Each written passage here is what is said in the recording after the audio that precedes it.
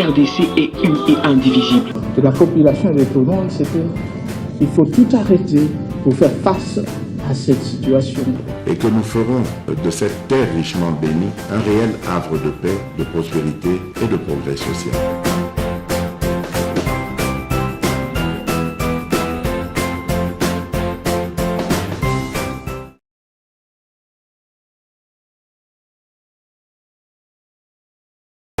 Parlons sécurité en République démocratique du Congo. Notre pays est agressé par le Rwanda qui veut à tout prix mettre la République démocratique du Congo à genoux à travers ces groupes Oyemoko Azaliko utilisés avec des calculs mesquins, mais surtout le Rwanda n'est pas seul. Le Rwanda Azali accompagné par la nébuleuse communauté internationale, les multinationales, et aussi ont décidé de piller, ruiner nos minéraux au détriment des intérêts de la République démocratique du Congo. Nous devons faire un effort main dans la main pour construire un pays plus beau qu'avant. Et cela ne peut être possible parce que nous avons une armée organisée, professionnelle, capable à donner ce qu'on attend dans Mboka, en Abisso. Mutumbo côté, à Kokikoya Poete, à Bangi Sabiso, Topé, à Lengi Sabiso, mais nous devons mener un combat sérieux, un combat Oyoto, Zaliko Benga, combat Moko organisé, et cela en défendant l'intérêt de la République démocratique du Congo. Très bien, retenez que si nous menons ces combats ensemble et nous allons gagner aussi ensemble, les hommes passent, mais les institutions restent. Restons du côté de la République, défendons les Congos et non pas les individus. Aux opposants, aux je ne sais pas, Congo résistants et consorts, mais lorsque le pays est attaqué, défendons d'abord la République. Revenons après, lorsque le pays est gardé dans son intégralité, recommençons maintenant le débat et la gouvernance. Ne créons pas ces débats inutiles où, dans Moya Lelo, to Zali, Kolobela Makambo, mais en entre-temps, to Zali Koyebate, Nini, to Zali Ekoloka. Et rassurez-vous que nous allons travailler dans ce sens-là pour défendre les intérêts de la République. Tokobeta masolo le lobande konanga ekozela nakolo essentiellement sécuritaire. Qu'est-ce qui se passe à l'est de la République démocratique du Congo, situation sur terrain ezali ndenge nini na monaki na émission ya liboso na lobelaki Makamboyo Olivier Kamitato azali ko s'attaquer na Félix Tshisekedi pour na ndenge azali ko voyager et que azali ko sala ba makambo situation ezateme bokolanda parlementaire moko européen oyo azali ko loba tout haut et complicité automoni na niveau ya ce que batumuso babenga ka communauté internationale ou bien Union européenne.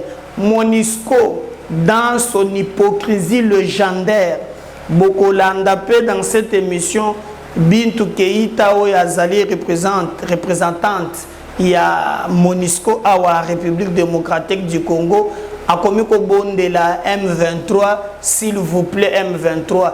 Théâtre Moko Nanu na monate na bateau.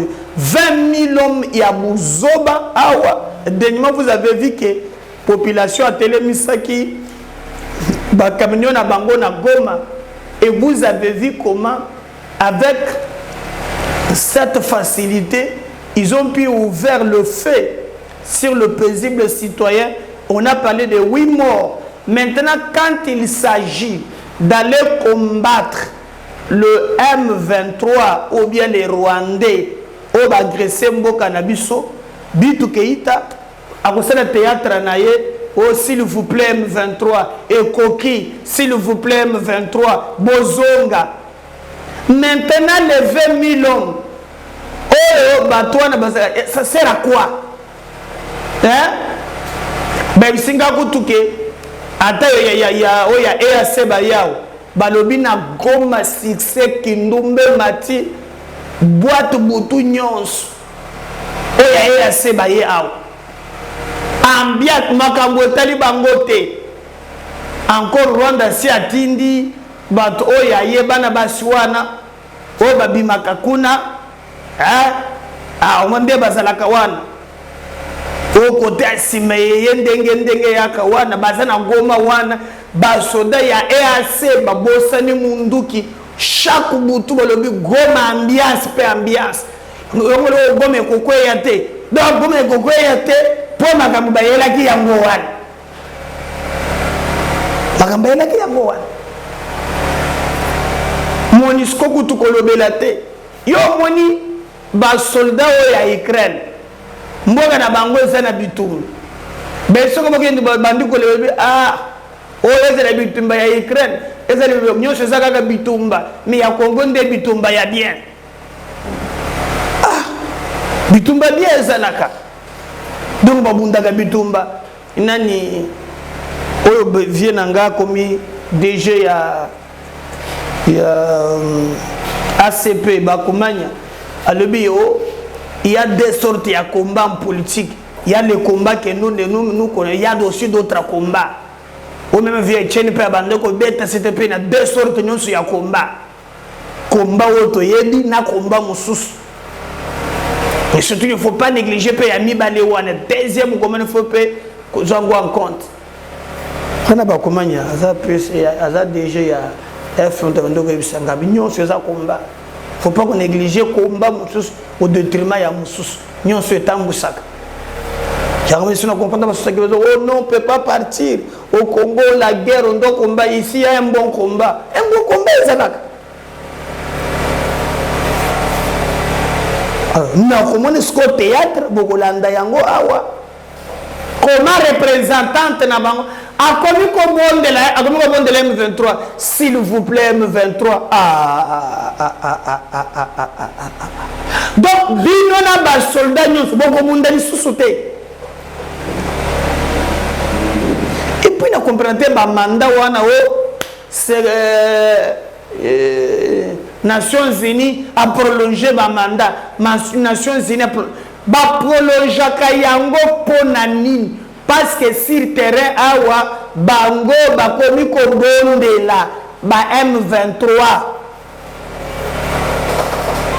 hein bolanda kipe nani lutundula alobi o ndenge gouvernement na biso etali bakomi kokota na texte bazomona on dirait mission oyo ba EAC elaki eza mission clarté soki ba moneke eza clarté mwana na mwana bendana est-ce que ba soda wana ba kolongo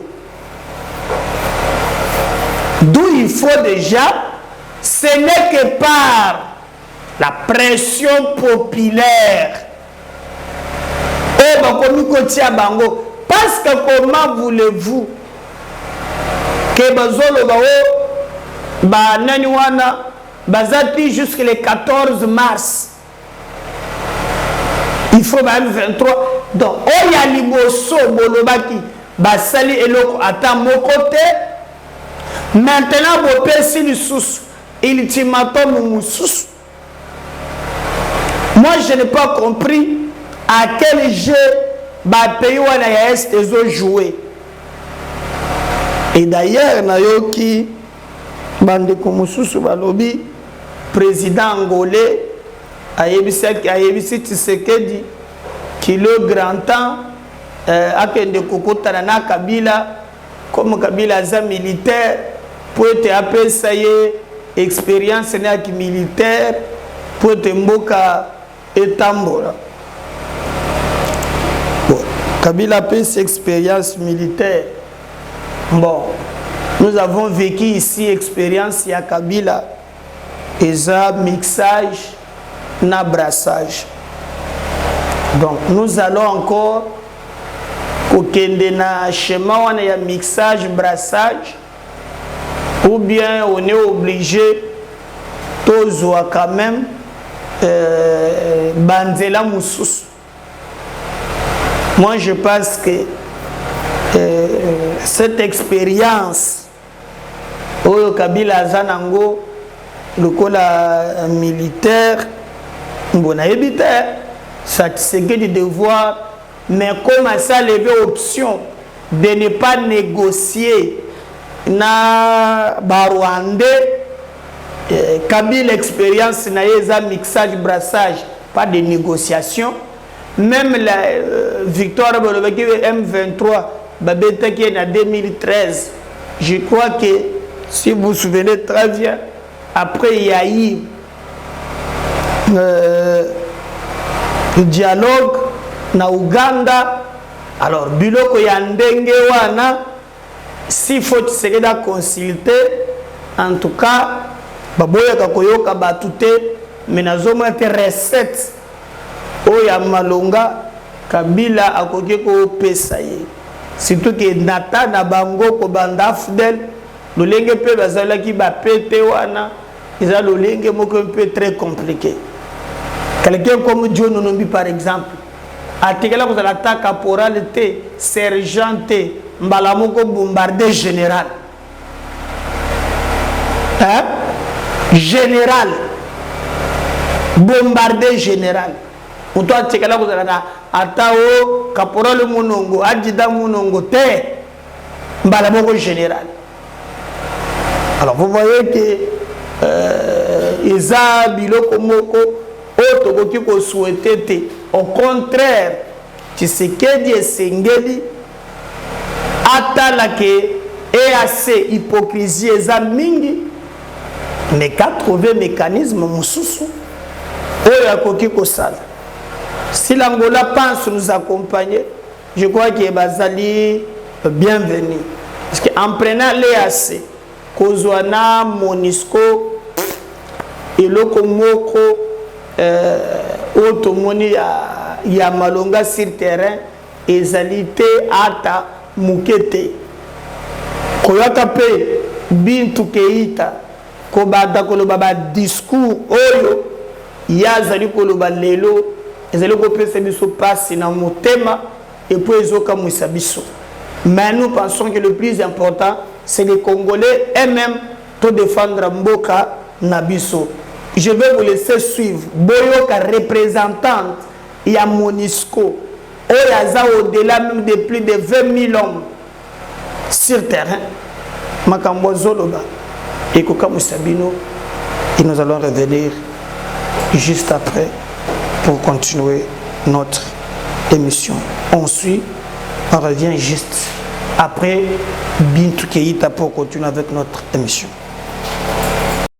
M23, s'il vous plaît, l'insécurité à l'est de la RDC, ça suffit.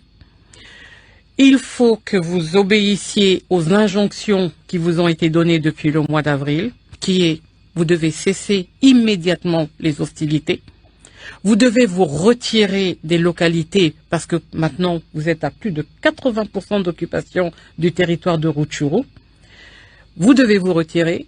Vous devez aller dans le processus du PDDRCS et vous devez aussi entrer là où vous étiez en novembre 2021 quand vous avez commencé à attaquer les forces de sécurité et notamment la FARDC, fin novembre 2021, c'est-à-dire Mont-Sabinio.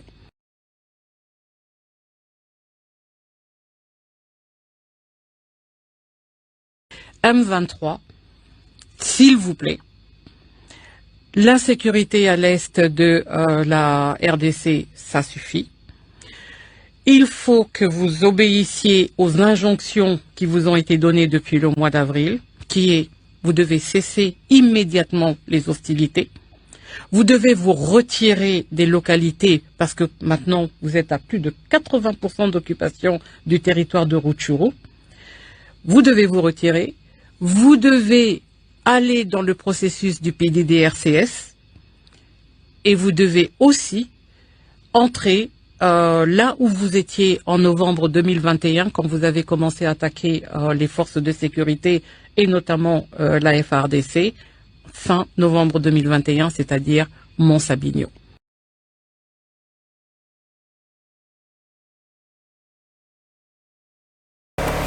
Wana bolandi Bintou Keïta oyo azali moto ya Monisco oyo ye makambo ya lobby ezali vraiment ya kokamo akoni kobondela ba M23 la communauté internationale ezali gambo moko ya kokota pe solandi yango kosuka na balabala. Mais j'ai aimé la makambo na moni intervention il y a ndeko na biso moko na niveau ya Parlement européen qui a aussi dénoncé cette hypocrisie. Cette hypocrisie, en tout cas, à Tabatunyon Sobaza Mabe, il y a aussi Batu Yamabe Mouké. Je me souviens un jour, tant que je kende, de moi sur mon oiseau là, bah il y a une église, azole là, bah passer bazo sambela, alléluia, tali mobali. Sukwa zolo bao, gande nazabo inazana ndoki, minandoki nangai, nalingaga mobali nanga mingi, basi bacha kinga pression. Qui n'a pas ça comme mobile nango na ndoki bali yaye autant na 32 degrés ndé na lingela kaye na sengi bango ko tout ça la échange na place na pesa mobile na pesa mwana na biso ndande liwa mwana na biso ku faki wana za fone mbale nanga kufa ndeko moseke ndoki pe abia azali azana ndoki mais azaka même na bolingo zape na ndoki mo ya mabe ce boma. Même 2 minutes, toi, abomi. Parce que selon Bino, net na moi ni il faut que na moba moi soit na ou bien et azo batela ye. Bo so so parole ya kulia kaka pourtant on peut ça bana nyonso siko basili. Ba ko singa mo sais pas. Mais moi préoccupation kaka bon ka koloka ko comprendre. C'est que ba mindele pe ce qui ya mabe bazali ya moi muke malamu pe bazar. Ces parlementaires européens, Asiliki, il ne comprend pas l'hypocrisie à l'Union européenne.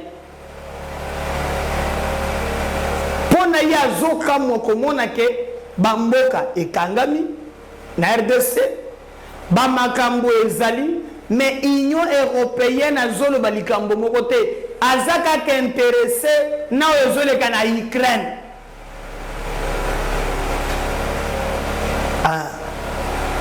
Il a même dit que l'avion, le nyonso, pesa pour être Ukraine abundana Russie. Mais en République démocratique du Congo, on s'arrête dans la déclaration, bloc noya lukuta bazo sakanango bato. Et en même temps bango moko bazali kosa nasi.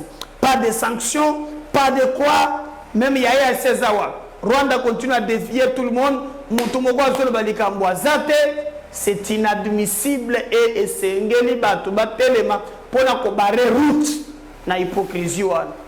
Et comme na bisibino mundele ya mwa malamu muke pour me la ndenge moko mais au moins il y a du courage il y a koloba yango comme TV za radio te. Je veux que Bolanda ce qu'il a dit et là ensemble avec vous nous allons revenir pour continuer avec notre émission.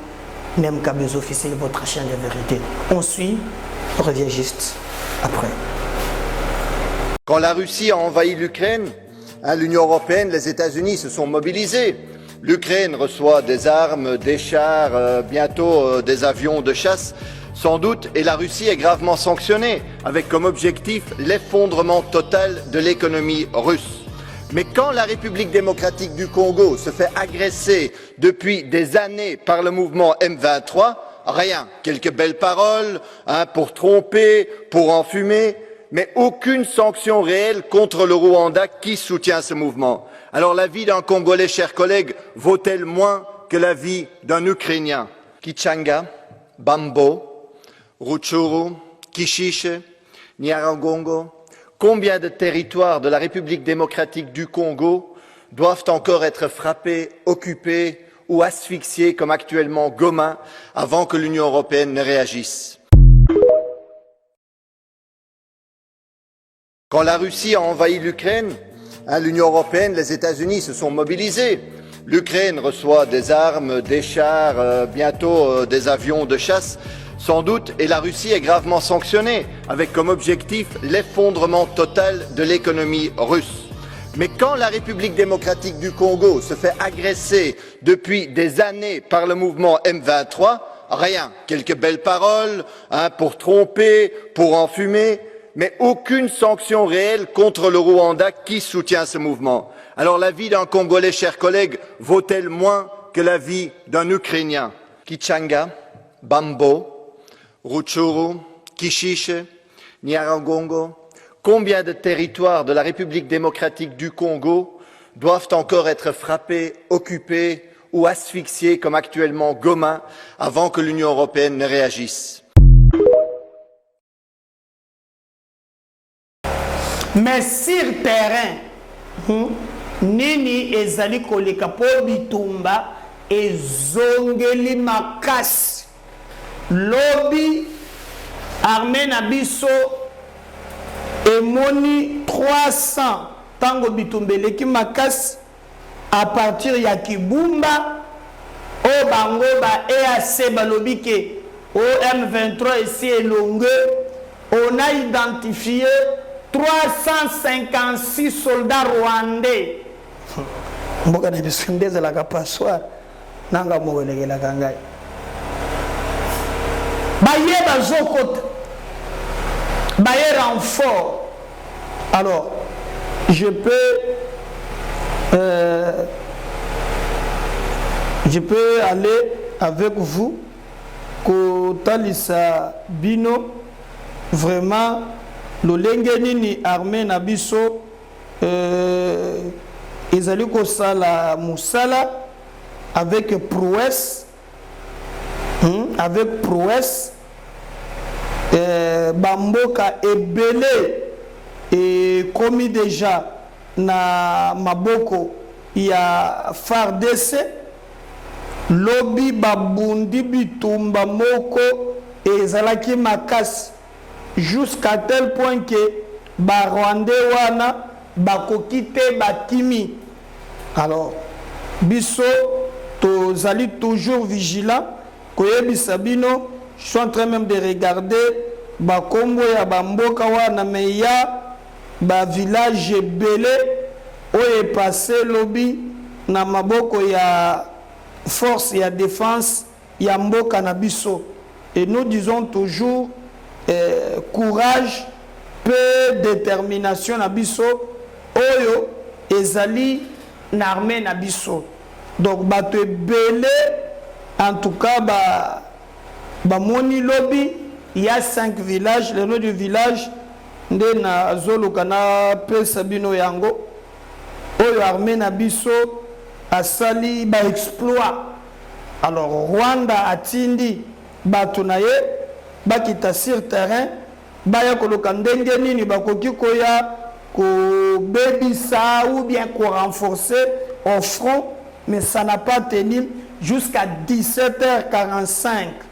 Je dis bien jusqu'à 17h45 notre armée ezui ba colline otoko benga ki ezali ba base ya ba groupe armé et comme les gens ne croyaient pas aujourd'hui, Batubele, comme ça armée Nabiso raison, d'où il est grand temps, tout ça la part, tous les moyens, tout barré, dongolomi soana nzela, baluka place, bakoki kolekelate, mais tout sa victoire vraiment na force de défense, il y a République démocratique du Congo.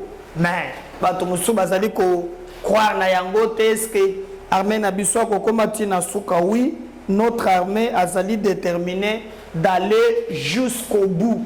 Alors il y a 7 villages au Ezouama Kilobi. Les noms, je voulais vous donner un peu plus de détails. Moi et monsieur Zali Koya. Alors Lobi Rwanda Yemoko atindi 356 soldats au bakota qui peut renforcer niveau ya ba masisi koleka kuna, mais jusqu'à 18h lobby armée na biso abotoli ba colline nyonso wana même base oyo ezalaki ya ba M23 est tombé na maboko ya FARDC. Mais ce qui m'étonne, nazomona te bato na kati ya korelayer aussi ba victoire wana bazozela kaka soki bayoki esalami muke bato nyonso babimi mpona kobanda kokomisa ba M23 na biloko na bango basalaka. Mais nous pensons que le plus important pour le moment, ce n'est pas de regarder kaka o bazo sala, mais nous aussi comment on s'organiser. Bravo na ba opération sur terrain, bravo parce que c'est depuis 2 jours que ba Rwandais baliko subir ba perte.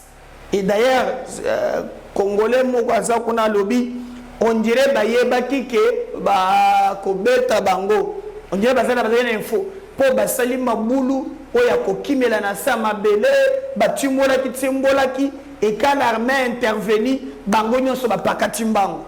Alors colline oyo bango batiala ki état major na bango na Kichanga, voilà non mais bien en tout cas lobby à partir à 18h et koyaki na maboko ya FARDC et FARDC comme ko contrôler yango bitumbezela ki makasi ti Rwanda monike moyen zate atindi ba unité kobe ya ba commando na ba renforcer malgré renfort na bango FARDC aye a récupérer bamboka wana pe musala eleki kitoko. Mais nous pensons comme l'avait dit Mbosso, bon que ça fait 2 jours ceux qui bolandi interview à Mbosso wana ezali vraiment koloba manso tango yambaki chef d'état-major na batunaye alobaki nous devons prendre ba mesures à la hauteur il y a menace. On a besoin il y a collaborer na ba voisins, mais il faut armer na biso et les canaux vitesse supérieure. Et ce qui se fait aujourd'hui sur le terrain, je pense que ça dit réponse par rapport aux exigences il y a parlement. Alors, comme les Abongo, nous ne voulons pas que l'armée Nabiso et bandit après Katité. Nous devons aller même jusqu'au bout, attaquer Batouane surtout en mettant de côté les infiltrés. Parce que Kakakati armée Nabiso, basi bazwa ki 7 personnes. Les 7 personnes bazwa ki bango na objectif ba créer panique, ba permettre ba Rwandais ba kota pour ba progresser vers Goma. Je vous avais dit bande konangai. L'objectif ici ce n'est pas Tshisekedi qu'on vise, mais ce sont des mesures ya makasi Tshisekedi azui pour mettre une seule fois pour toutes fin na biloko ya Rwanda na mboka na biso. Rwanda zondi mateke akokipe kosala agression et que eumela boye sans que ba négocier na ye.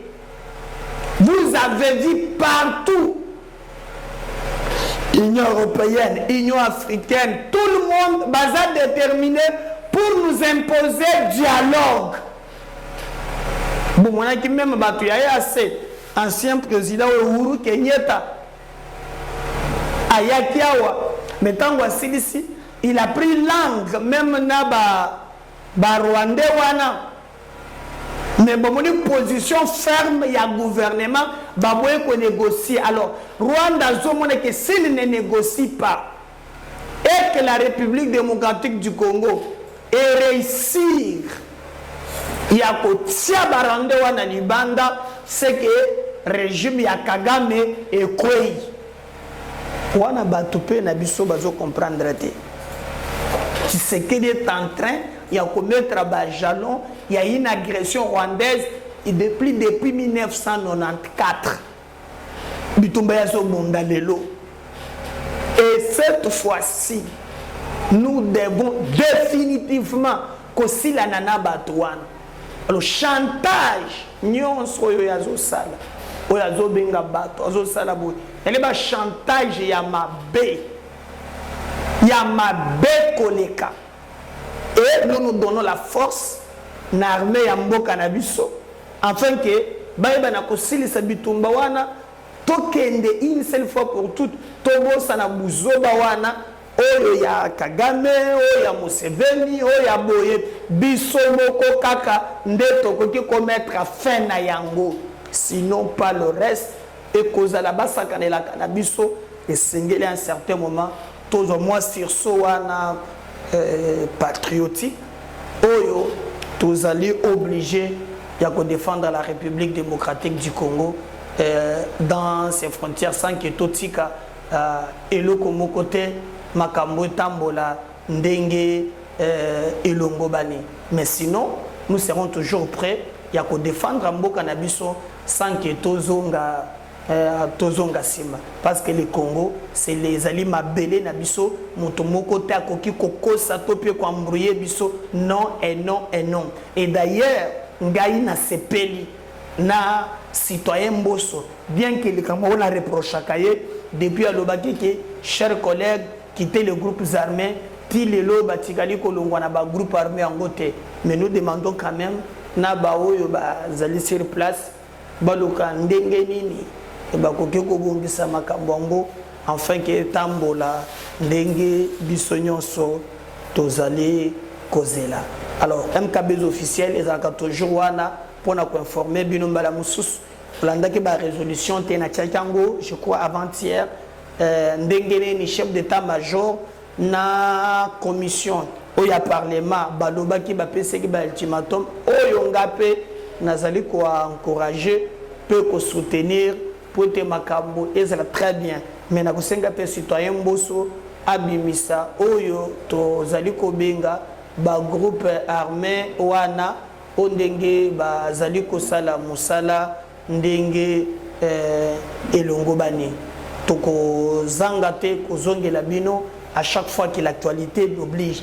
Mais je vais vous laisser d'abord au seul bolanda bokasi ou bien détermination au Assemblée nationale ezalina yango et il faut nous préparer que ba soya makasi contre ba groupe armé et kozala peut batumingi ba comprendre à quel niveau makambo ndenge et Kotambola. MKB officiel, c'est votre chaîne.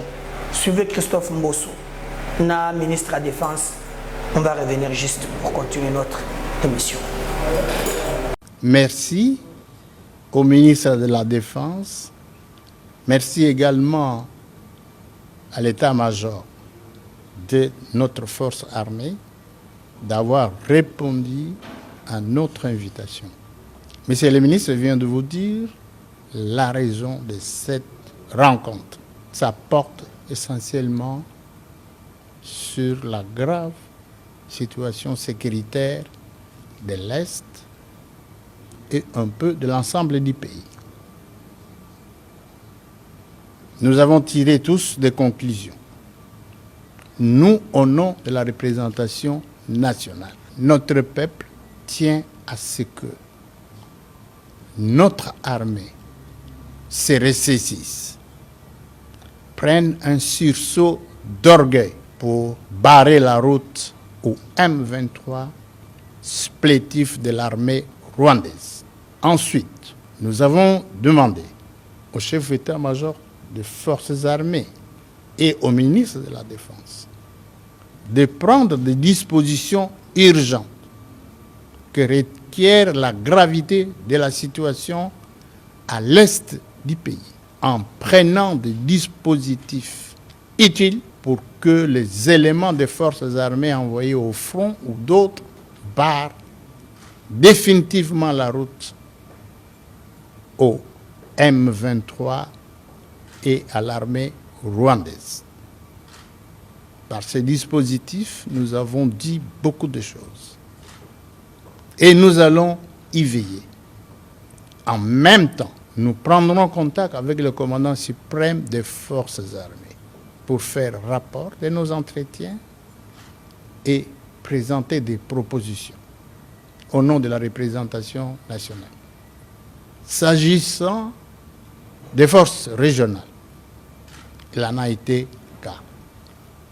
Nous saluons l'adhésion de notre pays à la communauté de l'Afrique de l'Est. La configuration géographique de notre pays exige que nous puissions adhérer à beaucoup d'organisations sous-régionales. La sécurité de notre pays en dépend. Ce n'est pas une mauvaise chose. C'est une bonne démarche. Cependant, s'agissant des forces régionales qui se trouvent à Goma, nous, au nom de la représentation nationale,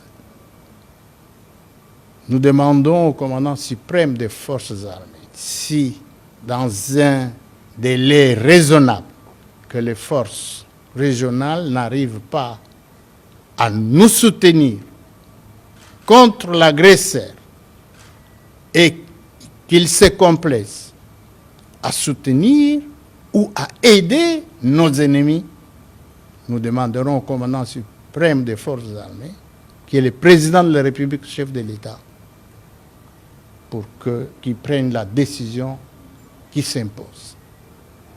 Notre pays doit s'assumer. Ce n'est plus le moment où nous devons laisser les chefs de l'État seuls travailler. Nous soutenons les bons éléments de notre forces armées. Ceux qui trouvent qu'ils ne peuvent pas rendre service aux forces armées, qu'ils tirent les conséquences. Partagez les liens. Merci. Si le soleil ne revenait pas, je reviens tout à l'heure. Bye.